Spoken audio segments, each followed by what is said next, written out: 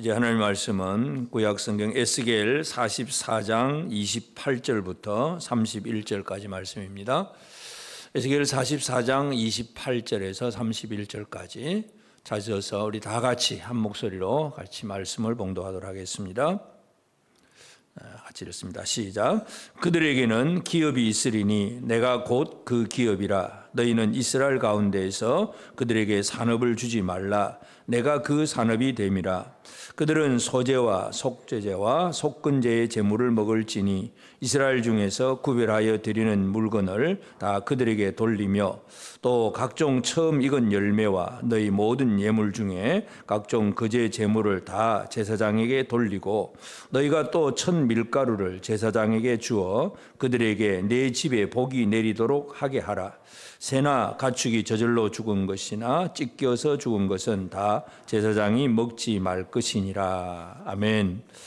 우리 하나님의 은혜가 우리 온 성도들에게 가득하기를 바랍니다.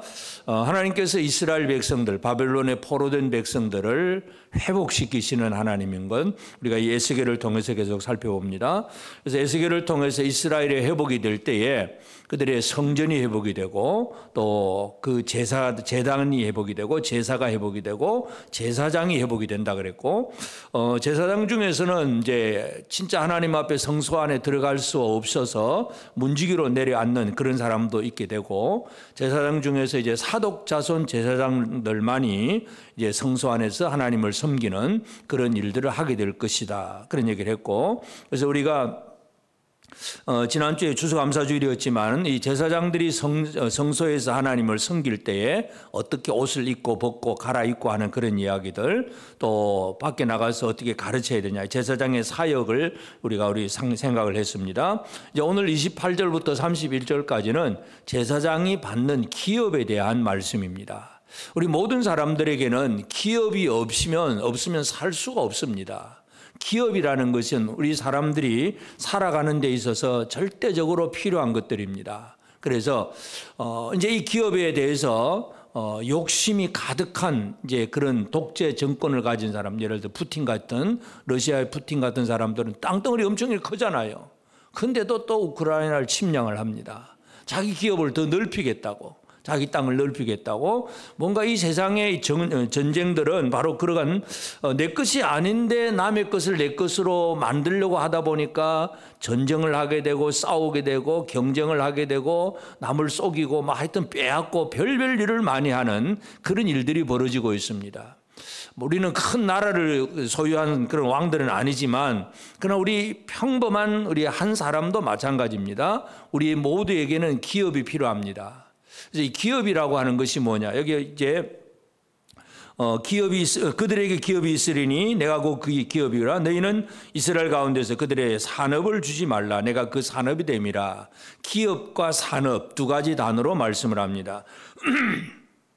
기업이라고 하는 것은 나할라라고 하는 것은 주로 가장 기본적으로는 어떤 땅을 얘기합니다. 땅. 기업을 준다 그러면 어느 땅을 주겠다 하는 말씀이기도 하고 산업이라고 하는 것은 이제 먹고 살 수 있는 그런 이제 어떤 생계 유지에 대한 소유물들 쉽게 말해서 이 기업은 부동산 산업은 동산 그렇게도 쉽게 이해할 수 있겠습니다. 그런데 꼭 그렇게만 있는 것이 아니라 성경에 보면 뭐 부모에게는 자식도 기업이 되기도 하고 여러 가지 다양한 면에서 이 기업이라고 하는 단어를 사용을 합니다. 그래서 오늘 우리의 삶에 있어서 우리 모두에게도 기업은 필요합니다. 기업이 없이는 살아갈 수가 없습니다.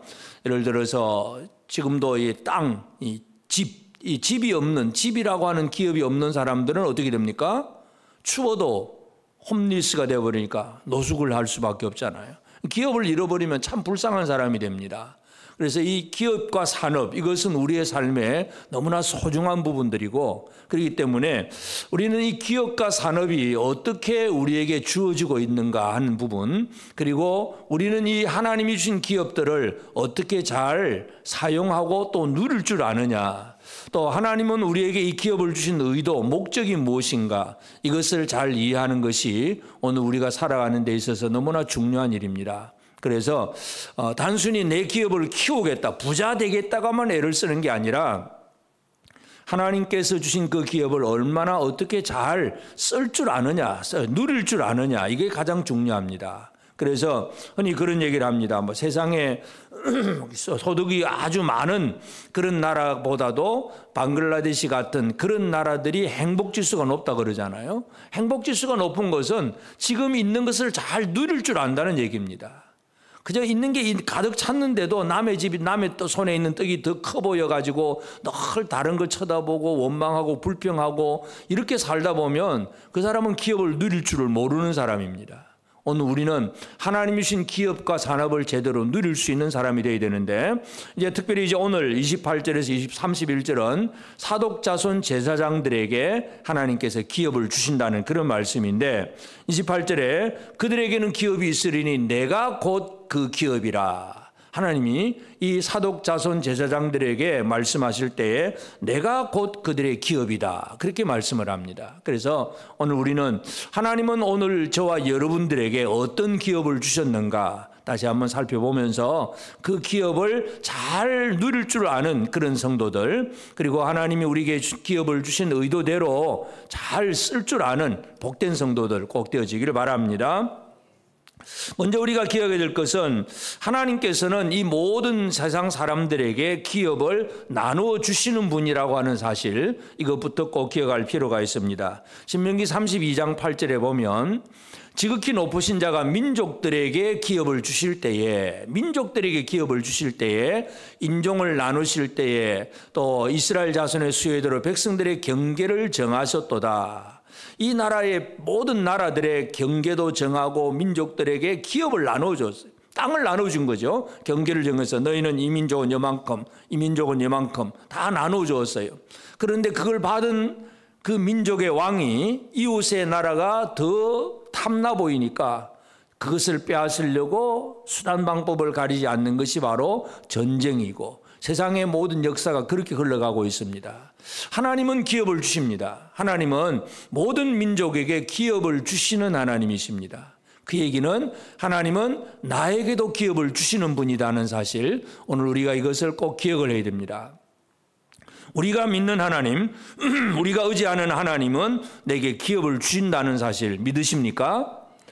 기업은 내가 만들어가는 것 같지만 실제로는 하나님이 주시는 것이라는 거, 이것을 절대로 잊어서는 안 됩니다. 내가 열심히 노력하고 내가 뭐 돈 벌어가서 땅 사고 아파트 사고 그래서 내가 기업을 키웠다고 생각하지만, 그러나 하나님이 주신 거라는 사실을 절대로 잊어서는 안 됩니다.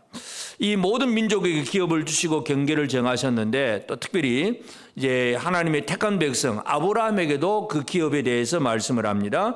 창세기 13장 14절 15절에 보면 롯이 아브라함을 떠난 후에 여호와께서 아브라함에게 이르시되 너는 눈을 들어 너 있는 곳에서 북쪽과 남쪽 그리고 동쪽과 서쪽을 바라보라. 보이는 땅을 내가 너와 네 자손에게 주리니 영원히 이르리라. 하나님의 이 아브라함에게는 얼마나 놀라운 기업을 주셨는지 모릅니다. 롯이 떠난 다음에 롯은 이제 자기 눈에 보기 좋은 대로 뭐 소돔 지역을 향해 가버렸잖아요. 요단 쪽으로. 그래서 양 키우고 소 키우고 먹고 살기 좋은 땅으로 가는데, 롯이 떠난 다음에 하나님이 아브라함에게 말씀하면서 내가 눈에 보이는 대로 북쪽과 남쪽 동쪽과 서쪽 사방을 보면서 보이는 땅을 다 주겠다고 하나님 말씀을 합니다. 하나님은 기업을 주시는 하나님이십니다. 택한 백성들에게도 기업을 주시는 하나님입니다. 아브라함에게 그 말씀을 하시는 동안에 이미 그 주변의 땅들은 다른 민족들이 살고 있어요. 다른 민족이 살고 있는데도 하나님이 아브라함에게 주겠다고 말씀을 합니다. 이제 이것이 어떻게 인간 역사로 본다면 전쟁의 출발점이 될 수도 있습니다. 하나님은 아브라함에게 주시겠다고 했으니까 아브라함은 이 땅은 하나님 앞에 받았다고 얘기하잖아요. 그런데 주변 민족들은 이건 우리 조상으로부터 물려받은 거야 그러면서 지금도 이스라엘, 팔레스틴, 하마스, 전부 헤즈볼라 싸우는 전쟁이 그거예요. 이 이스라엘은 하나님이 우리에게 주신 약속의 땅이다 그러고, 다른 팔레스틴 사람들은 뭡니까? 이건 우리 조상들이 우리에게 준 거야 그러면서 서로 싸우고 있는 것이 지금도 전쟁터예요. 그래서 이 기업이라고 하는 문제가 참 쉽지 않습니다. 하여튼 하나님은 기업을 주시는 하나님이라는 사실을 먼저 기억을 해야 됩니다. 이 얘기는 뭐냐 하면 지금 에스겔의 예언의 말씀을 듣고 있는 바벨론에 와 있는 이 사람들은 어떤 사람들이냐면 바로 이들은 기업을 잃어버린 사람들이잖아요. 그 이스라엘 땅에 살다가 이제 그 바벨론 느부갓네살의 침공에 의해서 결국은 다 포로로 와 있는 사람들이니까 기업을 잃어버린 사람들이에요. 기업을 잃어버린 사람들에게 기업의 회복이라고 하는 건 너무나 소중한 문제입니다. 오늘 우리에게도 잃어버린 기업을 되찾는 거, 이거 얼마나 귀한 일인지 모릅니다. 하나님은 그 일을 이루신다는 것을 에스겔을 통해서 지금 말씀을 하고 계십니다. 그래서 이 지금 사독 자손 제사장들에게 기업을 주겠다 하는 말씀을 했고, 그다음에 이제 다음 주 우리 45장부터 보면 이제 이스라엘 백성들이 받을 기업의 땅에 대해서 얘기를 합니다. 그래서 백성 전체에 대한 기업을 회복을 얘기하는데, 오늘 우리가 제사장의 기업을 우리가 먼저 살펴보는데, 근데 하나님께서 이제 사독 자손 제사장들에게 기업을 얘기하면서 너희 제사장들에게는 어떤 땅을 얘기하는 게 아니라 뭐라고 얘기합니까? 내가 곧 그 기업이다. 하나님 자신이 내가 너희들의 기업이다. 하나님은 그렇게 말씀을 하세요. 그냥 제사장들에게도 널찍한 땅 좀 주면 좋겠어요. 근데 땅을 주는 게 아니라 제사장들에게 하나님 말씀은 내가 곧 그 기업이다. 내가 곧 그 기업이다. 오늘 우리 말씀의 제목이기도 합니다. 그래서 제사장은 보이는 땅이 아니라 하나님 자신이 그 기업이 됩니다. 그런데 제사장도 사람이잖아요. 사람이니까 먹고 살아야 되잖아요. 육신을 가진 인간이니까 먹어야 되고 집도 지어야 되고 또 어떤 활동하는 공간도 있어야 되고 뭔가 먹고 살아가는 게 다 필요한 사람들입니다. 그런데 하나님은 제사장들, 사독들에게는 내가 곧 기업이다. 그렇게 말씀을 합니다. 그러면서 그 기업이 되는 일이 어떻게 되어지느냐 하면 29절 30절에 보면 그들은 소제와 속제제와 속건제의 제물을 먹을지니 이스라엘 중에서 구별하여 드린 물건을 다 그들에게 돌리며 또 각종 처음 익은 열매와 너희 모든 예물 중에 각종 거제 제물을 다 제사장에게 돌리고 너희가 또 첫 밀가루를 제사장에게 주어 그들에게 네 집에 복이 내리도록 하게 하라.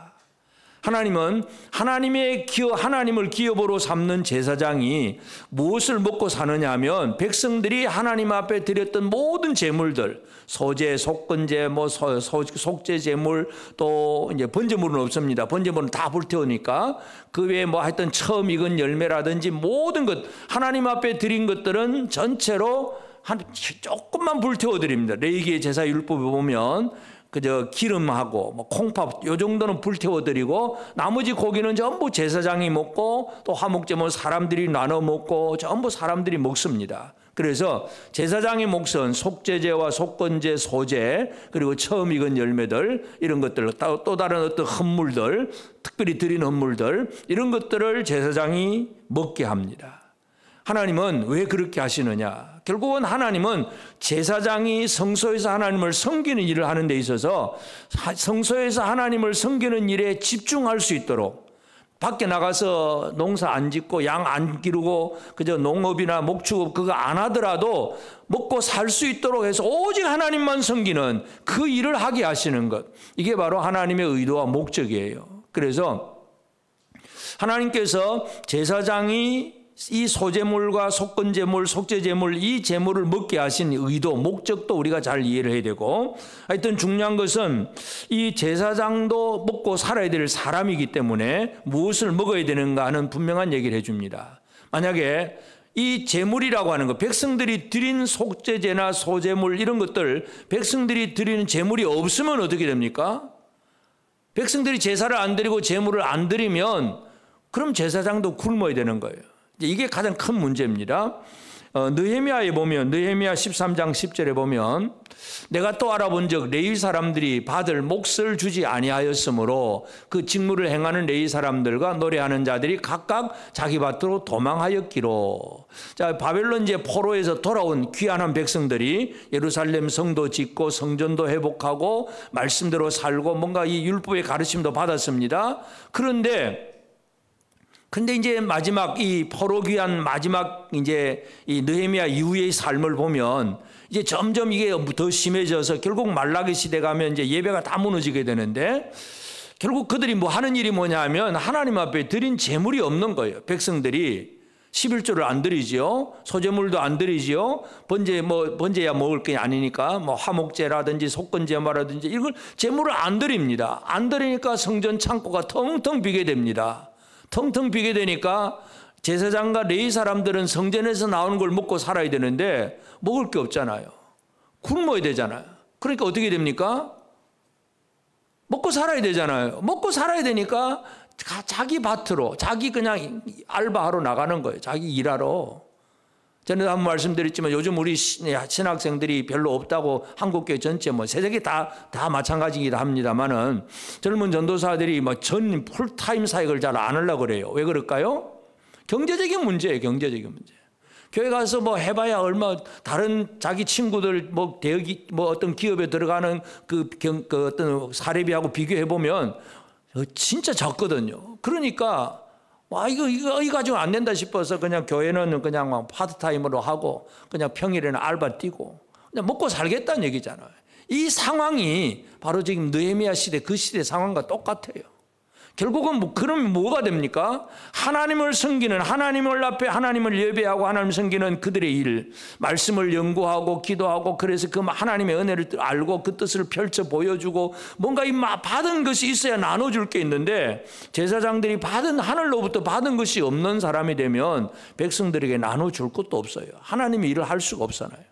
하나님은 이스라엘에게 복을 주시기를 원하신 하나님이신데 바로 이 제사장들이 먹어야 될 것, 그것은 바로 그들의 소제물, 또 속죄제물, 속건제물, 처음 익은 열매들 막 이런 것들을 제사장의 몫으로 하나님은 떼어 놓으셨다는 사실, 이걸 우리가 기억을 해야 됩니다. 그래서 거룩한 제사장은 그런 제물만 먹습니다. 다른 것도 먹지도 않습니다. 31절도 보면 그 제사장은 새나 가축이 저절로 죽은 것, 또 찢겨서 죽은 것은 다 제사장이 먹지 말 것이니라. 온전히 하나님 앞에 거룩하게 드려진 것만 먹는 거예요. 제사장은. 그래서 먹고 사는 것도 참 하나님께서 제사장이 받을 몫을 정확하게 구분해 놓으셨다는 것, 이걸 우리가 이해를 해야 됩니다. 그런데 그러면 왜 하나님은 제사장에게 이 몫을 주셨는가? 이것도 우리가 잘 이해할 필요가 있습니다. 28절 30절 뒤에 보면 30절 꼭 각종 처음 익은 열매 모든 예물 중에 각종 거제 제물을 다 제사장에게 돌리고 너희가 또 첫 밀가루를 제사장에게 주어 백성들이 제사장에게 첫 밀가루를 주어서 그들에게 내 집이 복이 내리도록 하게 하라. 제사장들이 이스라엘 백성들의 집에 복이 내리도록 하게 하라. 하나님의 의도와 원래 목적이 뭐냐 하면 이스라엘 백성 전체의 복이에요. 그 복은 어떤 통로를 통해서 받느냐? 제사장의 축복을 통해서 백성들이 복을 받습니다. 다시 말해서 백성들이 하나님 앞에 드린 제물이 있고 그 제물을 하나님은 받으시고 제사장들이 그걸 먹습니다. 제사장인 그걸 먹으면서 그 제물을 드린 백성들을 향하여서 축복을 합니다. 그러면 하나님은 백성들에게 복을 주시겠다 이거예요. 이 원리를 잘 이해하는 것, 이게 가장 중요합니다. 이게 잘 안 되는 게 이제 말라기 시대 문제인데, 말라기 시대 예배가 그냥 다 무너지고 제물 드리는 것도 이상한 거, 뭐 병든 거, 눈먼 거, 이런 거 막 드리면서 자기 배만 채우고 있는 그 예배가 무너진 시대가 구약의 마지막 그 말라기 시대입니다. 그러니까 하나님께서 백성들에게 뭐라고 얘기하느냐 하면 말라기 3장 10절에 보면 만군의 여호와가 이르노라 너희의 온전한 11조를 창고에 들여 나의 집에 양식이 있게 하고 그것으로 나를 시험하여 내가 하늘문을 열고 너희에게 복을 쌓을 곳이 없도록 붙지 아니하나 봐라 한번 시험해보라. 하도 안 되니까 하나님 그렇게 말씀을 하시는 거예요. 온전한 11조를 창고에 들여서 성전 창고에 들여서 그것을 나의 집에 양식이 있게 하고, 어떤 양식입니까? 제사장들이 먹을 양식이 있게 하고, 그러면 그것으로 결과가 어떻게 되느냐? 하나님은 하늘 문을 열고 너에게 복을 쌓을 것이 없도록 붓게 될 것이다. 그걸 하나님의 약속이에요. 하나님은 하나님 백성들이 복 받기를 원하시는 분입니다. 하나님은 저와 여러분들이 복을 받아 누리기를 원하십니다. 아멘. 우리는 복 좀 주세요, 뭐 복 받으라 말만 들어도 뭐 기분이 좋긴 하겠지만 하나님은 원래 목적이 뭐냐면 이 땅의 주의 백성들에게 복을 주시기를 원하시는 하나님이세요. 근데 그 복이 어떻게 이루어지느냐, 그 과정을 우리가 잘 이해할 필요가 있습니다. 하나님을 향한 예배, 그 예배를 통해서 하나님 앞에 드려지는 것, 그 드려짐을 통해서 제사장들이 먹고 하나님을 섬기면서 백성에게 축복을 하고, 그러면 그 축복의 말대로 하나님은 또 하늘문을 열고 백성들에게 복을 쏟아붓고, 이 시스템을 잘 이해하는 게 중요합니다. 그냥 11조 내면 복 받는다더라 이런 개념이 아니고, 여러분 뭐 돈 내고 돈 먹기 그 예수 믿는 게 그게 아니에요. 하나님을 제대로 섬기는 삶을 살게 될 때에 그것의 결과로 하나님은 복을 주시겠다고 약속을 하고 계시는 거예요. 그래서 하나님은 이스라엘 백성들에게 복을 주기를 원하시는 하나님이십니다. 그래서 백성들이 드리는 예배와 그 제사 제물들, 그리고 그 제물을 먹는 제사장들, 그들의 사역을 통한 또 백성들의 복, 이런 시스템이 흘러가도록 만드신 것이 바로 이 회복된 이스라엘 백성들의 삶입니다. 그러니까 여기서 뭔가 하나라도 무너지면 백성들도 복을 받지를 못합니다. 제사장들은 굶게 되고, 굶으면 먹고 살기 위해서 나가야 되고, 성전은 텅텅 비게 되고, 하나님의 복은 내리지 않고 점점 황폐화되고 말씀도 없고 아무것도 없어져 버리는 그런 모습이 되어버립니다. 그렇기 때문에 이 하나님을 섬기는 예배가 얼마나 중요한가 하는 걸 우리가 이해할 수 있는데, 하여튼 하나님께서 제사장들이 누려야 될 몫에 대해서, 그들의 받을 기업에 대해서 내가 기업이다 그렇게 말씀하면서 하나님 앞에 드려진 모든 제물들을 제사장에게 돌린다고 분명히 말씀을 하고 있습니다. 그래서 이제 오늘 우리는 기업이라고 하는 단어는 어떤 땅, 토지를 제일 많이 얘기하는 것인데, 그 단어 자체는 그런 어떤 약속받은 분배받은 땅, 뭐 아브라함에게 동서남북을 쳐다보라 그러면서 그 땅을 다 주겠다, 이제 이것이 원래 의도이긴 하지만, 그러나 방금 우리가 살펴본 대로 기업이라고 하는 단어는 땅만의 문제가 아니라는 걸 우리가 알 수가 있습니다. 다시 말해서 제사장들은 땅이 아니라 하나님이 기업이 된다 그랬잖아요. 그래서 오늘 우리 성도들은 어떤 기업을 받아 누리고 있느냐, 물론 우리도 사람인지라 땅도 필요하고 집도 필요하고 먹고 마셔야 될 모든 게 다 필요한 사람들입니다. 근데 진짜 중요한 기업이 무엇인가, 이제 이것을 우리가 이해를 해야 됩니다. 그래서 우리 성도들이 누려야 될 기업, 이것은 결국은 예수 그리스도로 말미암아 이루어지는 완성된 기업인데, 예수님은 우리를 향해서 어떤 일을 하시느냐 하는 거, 히브리서 9장 15절에 보면 이로 말미암아 그는 새 언약의 중보자시니 이는 첫 언약 때에 범한 죄에서 속량하려고 주구사 부르심을 입은 자로 하여금 영원한 기업의 약속을 얻게 하려 하심이라. 영원한 기업의 약속. 여러분, 오늘 우리에게는 영원한 기업이 있습니다. 여러분, 이 땅을 많이 차지하고 아파트를 10채, 100채 차지한다고 해서 그것이 영원합니까? 그럼 몇 년 동안 그걸 어떻게 활용하는 동안에는 좀 편리하고 넉넉하게 살 수 있는 그런 근거는 되지만 결코 영원한 것은 아닙니다. 성도들에게 있어서는 영원한 기업이 있습니다. 그것은 바로 다른 말로 하면 천국입니다. 여러분에게 하나님께서 약속하신 것은 바로 천국, 영원한 기업의 약속을 얻게 하셨습니다. 예수는 어떻게 우리가 그 기업을 얻게 합니까? 새 언약의 중보자시니, 중보자로서 첫 언약 때에 범한 죄에서 속량하려고. 첫 언약 때에 범한 죄가 뭡니까? 첫 언약, 하나님께서 에덴 동산을 아담에게 주시고, 자, 이거 여기 있는 거 마음껏 다 먹어라, 다 먹어라. 그런데 동산 나무에 있는 선악을 알게 하는 실과 이건 먹지 말아라. 이거 먹으면 반드시 죽는다. 다른 건 다 먹어도 된다. 막 풍성하게 주신 거예요. 근데 하나만 딱 골라 넣었어요. 근데 그걸 죄를 범하잖아. 그걸 따먹고 죄를 범하니까 에덴 동산에서 내어 쫓겼잖아요. 기업을 잃어버렸잖아요.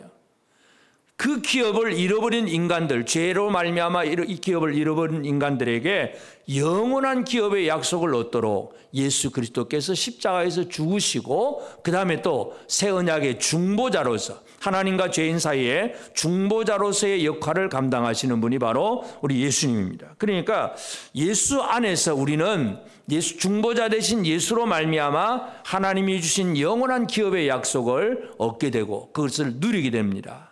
또 우리는 예수와 함께 어떤 사람이 되느냐, 어떤 신분의 사람이 되느냐 하면 로마서 8장 17절에 보면 자녀이면 또한 상속자, 곧 하나님의 상속자요 그리스도와 함께한 상속자니 우리가 그와 함께 영광을 받기 위하여 고난도 함께 받아야 할 것이니라. 우리는 이 기업을 누리는 사람은, 아버지의 기업을 이어받을 사람은 상속자예요. 상속자.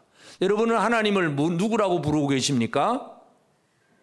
하나님을 뭐라고 불러요? 아버지라고 부르고 계십니까? 하나님의 자녀이십니까? 하나님의 자녀는 상속자예요. 상속자. 뭘 상속을 받느냐? 그와 함께 영광을 받기 위하여 하나님의 그 놀라운 영광을 받아 누리는 상속자가 되는 거예요. 자녀이면 상속자, 하나님 그리스도와 함께한 상속자니. 예수는 하나님의 아들이세요. 예수는 맏아들입니다. 우리는 그의 또 하나님의 다른 모든 양자된 아들들입니다. 우리는 예수와 함께 아버지의 모든 것을 물려받을 상속자가 되었다는 사실, 예수님의 중보 사역 때문에 오늘 우리가 이렇게 되었다는 사실, 다시 말해서 기업을 물려받을 수 있는 사람이 되었다는 사실을 기억하시기를 바랍니다. 하나님 아버지의 기업을 물려받을 사람입니다. 옆 사람을 한번 쳐다보시고, 재벌의 아들 보면 좀 금수저 중에 금수저 같아서 부러워 보이겠지요. 지금 옆 사람이 부러워 보이십니까? 저 사람이 하늘의 영광을 물려받을 사람이다. 그렇게 보이십니까? 그렇게 안 보인다는 것은 내가 아직도 그걸 못 믿는다는 얘기죠. 그냥 예를 들어서 우리 교회 저 삼성의 이재용의 아들인가 딸인가 누가 이 자리에 딱 앉았다 그러면 여러분 어떻게 쳐다보겠습니까?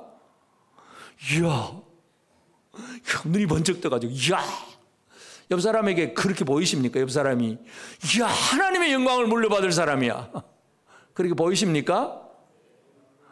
이 하나님의 영광을 물려받을 상속자로 예수 그리스도께서 우리를 위하여 죽으시고 우리는 그리스도와 함께한 상속자가 되는 거예요. 이 기업을 물려받는다는 건 기업을 물려받을 신분이 중요한 거예요. 누가 어떤 사람이 되어야 기업을 물려받을 수 있느냐. 하나님을 기업으로 물려받는 사람, 이 특별한 사람, 보통 백성이 아니라 제사장에게 이렇게 얘기하시는 거, 특별한 신분의 사람에게 주시는 복이라는 걸 기억해야 됩니다. 하나님은 이와 같이 우리에게 복을 주는데 예수 그리스도로 말미암아 우리는 그리스도와 함께한 상속자가 되었다는 사실을 기억하시고, 그 다음에 예수님은 우리가 이 구약의 모든 제사나 또 제물이나 이 모든 제물들을 전부 다 연구를 해보면 그 모든 제사와 제물들이 다 예수 그리스도를 얘기하고 있는 거예요. 소제물도 그렇고 속죄제물도 그렇고 속건제물도 처음 익은 곡식물도 전부가 뭘 얘기하면 예수 얘기예요. 예수 얘기. 다시 말해서 예수 그리스도는 제물의 완성입니다. 구약의 모든 그림자의 그 제물을 완성하신 실체라고 하는 것인데, 다시 말해서 제사장이 그 제물을 먹듯이 오늘 우리는 예수님은 그 제물의 완성이시기 때문에 그 완성이신 예수를 우리가 먹을 수 있는 것, 이게 바로 기업을 누리는 사람들이에요. 그러면 예수를 먹어야 되는데 예수를 어떻게 먹습니까? 예수님이 요한복음 6장에 보면 6장 5절 51절, 나는 하늘에서 내려온 살아있는 떡이니 사람이 이 떡을 먹으면 영생하리라. 내가 줄 떡은 곧 세상의 생명을 위한 내 살이니라 하시니라. 오병이어의 이적을 행하고 사람들은 보리떡 5개 가지고 5,000명이 먹고 12광절이 남았더라. 그 소문이 들리니까 얼마나 놀랐습니까? 가보자 그래서 수만 명이 모였어요. 근데 예수님이 떡은 안 만들어 주십니다. 또 떡을 만들어주면 얼마나 모든 사람에게 인기가 만점이겠습니까만은 예수님은 사람에게 인기 끌는 게 목적이 아니기 때문에 예수님은 내가 하늘로서 내려온 생명의 떡이다. 나를 먹으면 영생하리라. 예수님 그렇게 얘기를 합니다. 그 수많은 무리들이 예수님이 설교 한 번에 다 흩어져 버렸습니다.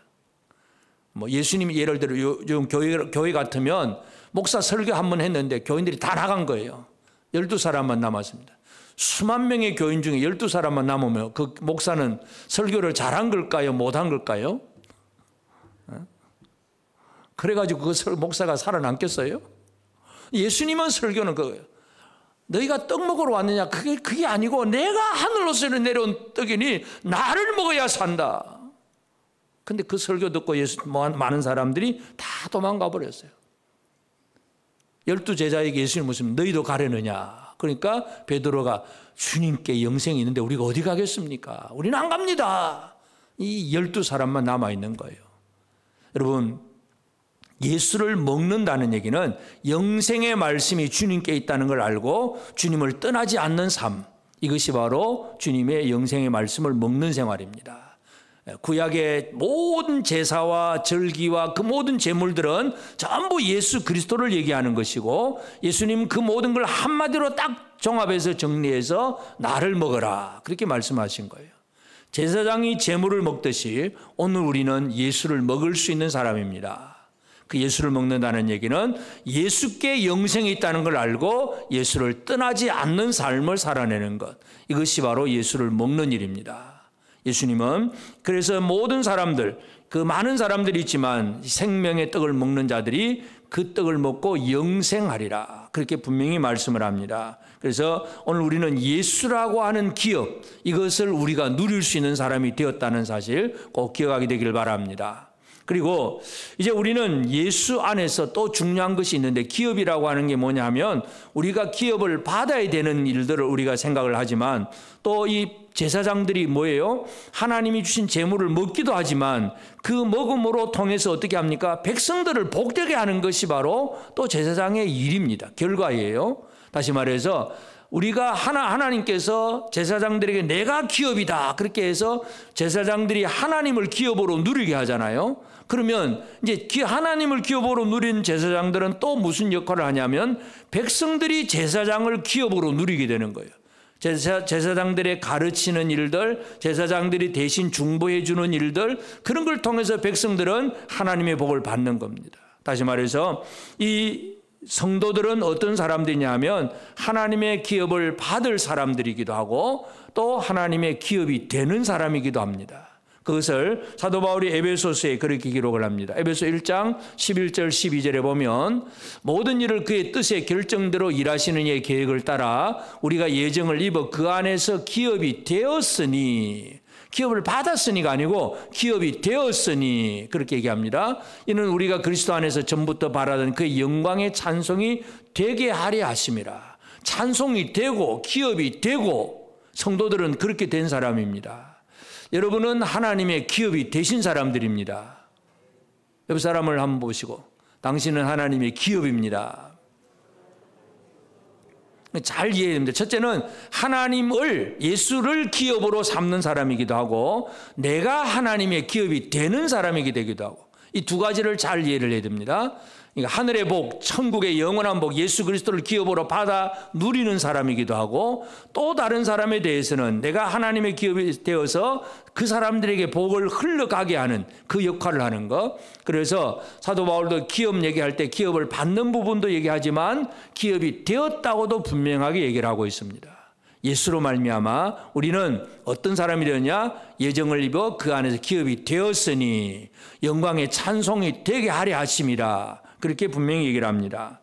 그래서 이 영광의 찬송이 된다는 거, 예를 들어서 예수를 믿는 성도들은 이 세상 속에서 다른 사람들에게 뭘 할 수 있는 사람이냐 하면 복을 나누어 줄 수 있는 사람입니다.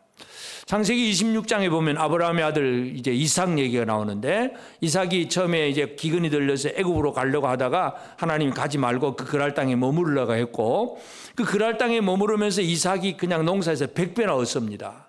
아니 그 그랄 땅 사람들도 이삭에게 땅을 내준잖아요. 왜냐하면 기근이 지금 비도 안 오고 하니까 다 메말라 있는데 자기들도 농사를 못 지으니까 그 나그네 이삭에게 농사를 지으라고 땅 그냥 거저 줍니다. 자기들도 농사 못 짓는데 이삭이 농사 지으라고 하니까 못 지을 거 뻔히 알면서 그냥 내주는데 이삭이 농사하니까 그게 100배나 얻잖아요. 주변 사람들의 눈이 둥그레지는 거예요. 어떻게 저럴 수가 있냐? 어떻게 저럴 수가 있느냐? 그래서 결국 그랄 왕이 이삭에게 찾아와서 평화의 조약을 맺자. 서로 싸우지 말고 조약을 맺자. 결국 그런 얘기를 하게 됩니다. 창세기 26장 28절에 보면 그들이 이르되 여호와께서 너와 함께 계심을 우리가 분명히 보았으므로 우리의 사이 곧 우리와 너 사이에 맹세하여 너와 계약을 맺으리라 말하였노라. 보니까 여호와께서 너와 함께 계심을 우리가 분명히 보았다. 그러니까 그 여호와께서 함께 하시는 이삭에게서 뭔가 은혜를 받아야 되는 거예요. 그 힘이 강해졌기 때문에 그가 부딪혀 싸우면 오히려 내가 망할 것 같으니까 계약을 맺고 우리 서로 싸우지 말고 잘 지내자. 왕이 이삭에게 그렇게 얘기를 합니다. 세상에게 하나님의 백성들은 복을 나누어 줄 수 있는 사람입니다. 옆 사람에게 한번 얘기해 주겠습니다. 당신은 복을 나누어 주는 사람입니다. 하나님이 함께 하시는 사람에게는요, 왕들도 찾아와서 당신이 진짜 하나님과 함께 하는 거 보니까 우리하고 싸우지 맙시다. 평화의 조약을 맺읍시다. 그냥 그 은혜를 받으려고만 애를 쓰잖아요. 이게 바로 하나님께서 일하시는 방법이에요. 제사장을 하나님께서 택하시고 사독 자손 제사장 그들에게 하나님이 기업이 되게 하시고 그리고 그 기업이 되고 그 백성들이 제사장들이 하나님을 기업으로 삼고 제물을 먹으면서 백성들을 복되게 하는 것. 이것이 하나님께서 일하시는 방법인데 예수님도 오늘 우리를 위해서 십자가에 죽으심으로 우리가 하나님 앞에 기업이 되고 영광의 찬송이 되게 하신 분입니다. 사람들은 믿음의 사람들을 바라보면서 영광의 찬송을 야 진짜다. 저를 예수 믿으려면 저렇게 해야 돼. 그러면서 성도들을 향해 나와야 되는데 이 마지막 시대의 우리 교인들의 모습을 보면 세상 속에서 그런 일들이 흔치 않다는 게 이게 참 탄식할 일이죠. 여러분은 주변 사람들로부터 인정을 받고 사십니까? 뭐 부자하고 똑똑하고 잘나고 그 얘기가 아니라 유명하고 그 얘기가 아니라 진짜 저 하나님의 은혜를 받을 진짜 고난을 받는데도 진짜 견디고 잘 사는구나. 저렇게 힘들고 어려운데도 늘 얼굴에 미소가 가득하구나. 사람들에게 뭔가 이 영향력을 끼쳐 나갈 수 있는 그런 사람, 그런 복을 나누는 성도들이 되셨습니까? 예수 그리스도로 말미암아 우리는 세상 주변 모든 사람들에게 복을 미치는, 복을 끼쳐주는 그런 성도들이 되어지기를 바랍니다. 예수 안에서 우리는 그런 사람이 되는 사람이 된 거예요. 기업이 되었으니 영광의 찬송이 되게 하려 하심이라. 예수로 말미암아 우리는 이미 그런 사람이 되었다는 사실을 믿으시길 바랍니다. 그러면 이제 오늘 우리는 하나님의 기업을 받는 사람이기도 하고 또 기업이 되어서 또 다른 사람에게 복을 나누는 역할, 이것까지도 우리가 잘하는 성도들로 살아가야 되는데 첫 번째로 우리가 할 일이 뭐냐 하면 그럼 우리는 하나님의 기업을 누리는 제사장들처럼 특별한 이 제사장이라고 하는 신분의 사람, 이 신분을 가지는 게 가장 중요하죠. 우리는 예수 그리스도로 말미암아 우리는 이미 하나님 앞에 제사장 된 사람들입니다. 그럼 우리는 제사장으로서 지금 우리가 어떤 일을 하고 있는 사람들이냐 하면 빌립보서 2장 17절에 보면 만일 너희 믿음의 제물과 섬김 위에 내가 나를 전제로 드릴지라도 나는 기뻐하고 너희 무리와 함께 기뻐하리니. 사도 바울이 빌립보서를 쓰면서 표현을 어떻게 표현합니까? 너희 믿음의 제물과 그렇게 표현합니다. 이제 소 잡고 양 잡고 그런 제물이 아니고 성도들의 믿음의 제물, 믿음의 섬김 위에 나를 전제로 드릴지라도, 이 전제라고 하는 것은 이 제물 위에다가 술이나 물을 갖다 붓는 게 전제예요. 그러니까 화제는 불을 태우고 또 요제는 막 그 제물을 흔들고 거제는 높이 쳐들고 이러는데 이제 전제라고 하는 것은 제물 위에다가 막 쏟아 붓는 거예요. 쏟아 붓는 거. 다 헌신한다는, 전체를 다 드린다는 그런 개념으로 쏟아 붓는 게 전제인데 너희 믿음의 제물, 성도들은 믿음의 제물을 드리는 제사장이에요. 그럼 자기는, 사도 바울은 뭐예요? 자기가 제물이 되어서 전제로 드릴지라도, 다 쏟아부을지라도 그런 얘기를 합니다. 성도들은 하나님 앞에 제물을 드리는 성도, 제사장입니다. 어떤 제물을 드립니까? 무슨 제물? 금방 또 까먹으셨나? 무슨 재물? 믿음의 재물. 믿음의 재물 드려서요? 안 드려요? 지금도? 오늘 이 시간 예배 믿음의 재물을 드리고 계세요? 안 드리고 계세요? 목사니까 설교 저렇게 하네. 아이고 오늘 나 저건 아니야. 저런 건 아닐 거야. 목사는 당연히 그렇게 설교하지만 세상 사는 거 그런 거 아니야. 이렇게 살아야 돼. 여전히 말씀을 골라서 듣고 그러고 계십니까? 아멘 아멘 하며 받으십니까? 아멘 아멘이 그렇습니다. 믿습니다. 이게 믿음의 제물을 드리는 거예요. 믿음의 제물을 제대로 드리시기를 바랍니다. 예배 시간 참석이 아니라 진짜 하나님의 말씀을 그대로 받아들이는 거, 믿는 믿음, 그 믿음을 하나님은 지금 받으시는 거예요. 그 믿음의 제물을 드리는 제사장이 되었습니다. 옆 사람에게 다시 한번 확인합시다. 당신은 믿음의 제물을 드리는 제사장이 되었습니다. 우리가 소잡고 양잡고 드리는 게 아니고 하나님 앞에 말씀이 나올 때 믿음으로 나오는 이 삶이 바로 믿음의 제물을 드리는 사람이에요. 제사장이라는 얘기죠. 우리는 제사장 된 사람입니다. 그렇기 때문에 이 믿음의 사람들에게 제일 중요한 거, 이제 바울이 그 에베소 교회 장로들에게 마지막으로 부탁하는 얘기가 있습니다. 사도행전 20장 32절에 보면, 지금 내가 여러분을 주와 및 그 은혜의 말씀에 부탁하노니 그 말씀이 여러분을 능히 든든히 세우사 거룩하게 하심을 입은 모든 자 가운데 기업이 있게 하시리라. 이 에베소 장로들에게 기업이 있게 하신다 그랬습니다. 근데 어떤 사람으로서 기업이 있느냐? 주와 말씀에 부탁을 한다. 주님과 그 주님의 말씀에 부탁을 하는데, 말씀이 여러분을 능히 든든히 세우사. 결국은 든든히 선다는 얘기는 말씀을 제대로 믿는다는 얘기잖아요. 말씀을 신뢰하고 말씀을 믿는 제사장의 역할을 감당할 때에 모든 그 거룩하게 하심을 입은 모든 자 가운데서 기업이 있게 하시리라. 사도 바울은 에베소 교회 장로들을 불러놓고 그런 얘기를 해줍니다. 오늘 우리는 하나님 앞에 기업을 받을 사람들입니다. 어떤 사람이 기업을 받습니까? 제물을 드리는 사람, 특별히 믿음의 제물을 드리는 사람, 말씀을 듣고 말씀 외에 든든히 선 사람, 이 사람이 믿음의 제물을 드리고 하나님이 주신 복을 제대로 누릴 수 있는 거예요. 하나님이 내가 너의 기업이다. 제사장이 내가 기업이 되리니 그렇게 말씀하잖아요. 하나님의 것을 다 받아 누리는 사람이 되는 거예요. 자, 그러면 중요한 건 뭡니까? 제사장이 되었으면 기업을 제대로 누리고 있는가 하는 문제입니다. 여러분, 하나님의 기업을 제대로 누리고 계십니까? 하나님의 권세, 능력, 영광, 은혜, 모든 하나님에 속한 거 제대로 누리고 계십니까? 못 누리고 계십니까? 잘 누리십니까? 재벌이 복될까요? 재벌 아들이 복될까요? 여러분, 재벌은요, 자수성가한 재벌들은요, 진짜 아까워서 돈도 잘 못 쓴다 그래요. 근데 재벌 아들은 그런 게 없으니까 막 펑펑 썩어도 남으니까 진짜 누리고 삽니다. 여러분 누굽니까? 하나님의 아들입니까? 여러분이 하나님입니까? 하나님의 아들들은 하나님의 것을 제대로 누릴 줄 알아야 돼요. 이 누릴 줄 아는 게 이게 가장 중요합니다. 그러면 어떻게 누려야 되느냐? 우리가 잘 아는 이 탕자의 비유 알잖아요. 탕자 비유. 예수님께서 그 돌아온 탕자 얘기를 하는데, 탕자의 형의 문제가 뭐냐 하면, 누가복음 15장 31절 32절에 보면 아버지가 이르되 너는 항상 나와 함께 있으니 내 것이 다 내 것이로되. 아버지가 아들한테 아버지의 것이 네 아들 큰아들 네 것인데 이 내 동생은 죽었다가 살아났으며 내가 잃었다가 얻었기로 우리가 즐거워하고 기뻐하는 것이 마땅하다 하니라. 내 것이 다 내 것이로되. 하나님이 우리에게 이렇게 말씀을 합니다. 하나님을 기업으로 삼는 자에게 하나님은 무슨 말씀을 줍니까? 내 것이 다 내 것이다. 옆 사람에게 내 것이 다 네 것이다. 하나님의 그 제대로 여러분 누리고 사십니까?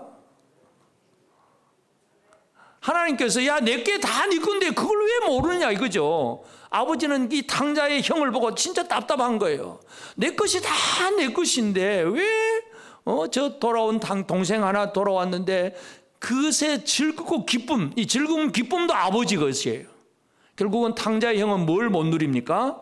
탕자의 형이 배가 고파서 물질적으로 부족해서가 아니에요. 탕자의 형이 누리지 못한 게 뭘까요? 아버지의 즐거움과 기쁨, 이걸 못 누리고 있는 거예요. 오늘 우리는 하나님으로부터 모든 걸 다 누린다고 생각할 때 이제 내 마음대로 산다, 그 개념이 아니라 하나님 아버지의 은혜와 사랑과 용서, 영광, 아버지의 즐거움과 기쁨, 이걸 누릴 줄 아는 사람이 되어야 됩니다. 여러분, 하나님의 기업을 누리고 계십니까? 기쁨과 즐거움이 있으십니까? 누군가 내가 미워하는 그 동생, 그놈이 돌아왔어. 진짜 미워서 아무것도 해주기도 싫어. 근데 아버지는 그를 돌아왔다고 기뻐하고 즐거워해. 그 기쁨과 즐거움이 우리가 지금 가지고 있느냐, 그 말이에요. 누리십니까? 못 누리십니까? 하나님은 그렇게 기뻐하도 나는 그거 절대 못해. 아무개 그놈은 절대 그 꼴 두고 못 봐. 그러면 아직도 못 누리는 거죠. 아버지의 즐거움을 누리기를 바랍니다. 내 것이 다 내 것이로 돼. 아버지의 기쁨과 즐거움을 누리는 복된 성도들이 되어지길 바랍니다. 제사장이 하나님 앞에서 이 일을 하는 것, 영어 공부를 한번 하려야 되는데 컬투스라고 하는 단어가 있어요. C-U-L-T-U-S. 컬투스라는 단어는 뭐냐 하면 하나님 앞에 경배한다는 뜻도 되고 그 기업 밭에 가서 일을 경작한다. 경작한다 뜻. 두 가지 뜻을 다 가지고 있어요. 그 단어가. 다시 말해서 열심히 세상 속에서 일을 하는 것, 그리고 하나님 앞에서 경배하는 게 영어 단어로 같은 단어를 사용을 해요. 재밌는 단어죠.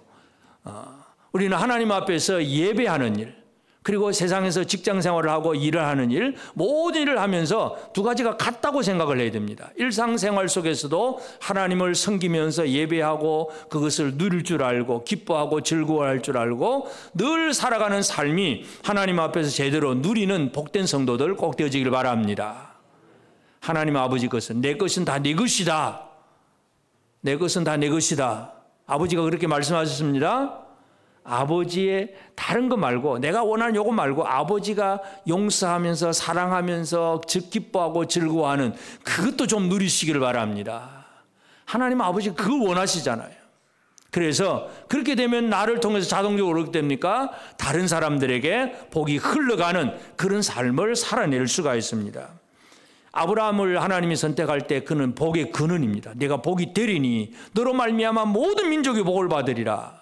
이스라엘은 세상에 대해서 제사장 나라가 된다 그랬습니다. 출애굽기 19장 5절 6절에 세계가 다 내게 속하였나니 너희가 내 말을 잘 듣고 내 언약을 지키면 너희는 모든 민족 중에서 내 소유가 되겠고 너희가 내게 대하여 제사장 나라가 되며 거룩한 백성이 되리라. 너는 이 일을 이스라엘 자손에게 전할지니라. 하나님이 이스라엘을 택하신 것은 모든 나라 중에 제사장 나라로 세우신 거예요.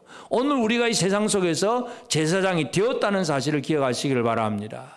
그렇게 일을 잘하면 결국 어떤 일이 벌어지느냐, 이사야 19장 24절 25절에 보면 그날에 이스라엘이 애굽 및 아수르와 더불어 셋이 세계 중에 복이 되리니 이는 만군의 여호와께서 복 주시며 이르시되 내 백성 애굽이여 내 손으로 지은 아수르여 나의 기업 이스라엘이여 복이 있을지어다 하실 것임이라. 나의 기업 이스라엘이야. 기업 이스라엘을 통해서 애굽과 아수르, 세상이라고 하는 것도 함께 복을 받게 누리는 바로 그런 결과가 이루어집니다. 나 때문에 내 주변에 있는 사람이 복을 받게 됩니다. 기쁘십니까? 안 기쁘십니까? 나만 복 받기를 원하십니까? 나 때문에 내 주변의 사람들이 복을 받을 수 있다는 그 사실을 기뻐하십니까? 우리는 하나님의 기업이 된 사람들입니다. 하나님을 기업으로 삼는 사람이기도 하고 하나님의 기업이 된 백성들이 되었다는 사실도 기억하시기를 바랍니다. 그래야 오늘 우리는 하나님께서 주신 것들을 제대로 누리고 그 기업의 은혜를 흘려보내는, 그래서 나도 복을 받고 나를 통해서 또 다른 사람들이 복을 받게 하는 이 기업을 제대로 누리는 성도들이 꼭 되어지기를 바랍니다. 교회가 세상을 향해서 이 세상을 복되게 하는 것, 이 기능을 잃어버리니까 결국은 교회도 힘이 없고 세상은 더 악해지고 그렇습니다. 우리 교회가 이제 이 한 해를 마무리하고 또 다가오는 2025년도 새로 준비하면서 진짜 하나님의 기업을 제대로 누리고 또 하나님의 기업이 되어서 주변의 모든 사람들에게 복을 흘려보낼 수 있는 복된 삶을 살아내는 저와 여러분 모두가 되어지기를 주의 이름으로 축복합니다. 아멘.